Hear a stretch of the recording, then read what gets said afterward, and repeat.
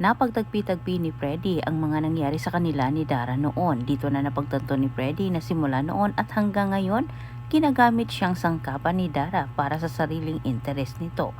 Dahil sa kumakalat na isyu na pag-isip-isip ni Minchi na maaring totoo nga ang bulong-bulungan na si Megan ay hindi totoong halari. Sa kabilang banda, habang inaayos naman ni Vanna ang napaparating na concert ni Jenny, naghahanap ng ibang makakatulong itong si Dara para sa kanyang planong sirain ang nasabing concert.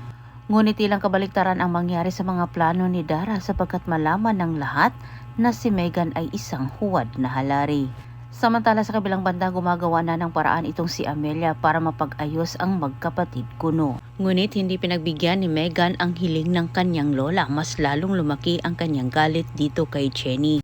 Sinugod ni Dara itong si Minchi, gumagawa siya ng iskandalo sa lugar nila ni Minchi at pinapatulan naman siya ng ina ni Jenny. Nagbantay itong si Dara na sisiraan umano niya itong si Minchi lalo na si Jenny. Ipinagmamalaki pa ni Dara ang hawak niyang alas. Kahit dagdag pa ni Dara ang alas na yon ang siyang magpapabagsak umano kay Jenny. Siguraduhin din umano niya na hindi matutuloy ang napaparating na concert ni Jenny. Harap-harapang sinabi ni Minchi dito kay Dara na sigurado umano siya may malalaman pa umano siyang baho ni Dara. Samantala sa kabilang banda, bumabalik-balik sa isip ngayon ni Megan ang kumakalat na issue tungkol sa kanyang pagkatao. Ang nag-alala naman itong si Megan na baka magkatotoo na hindi siya tunay na halari. Bila ng pagtangki ni Dara, gusto pa ring malaman ni Megan ang totoo, kahit siya naman ay gumagawa din ng paraan para masagot ang katanungan sa kanyang isipan. Tilang sa napaparating na concert ni Jenny, lalabas ang lihim ni Dara. Antabayan na ng susunod kong update. Salamat sa pagtanaw.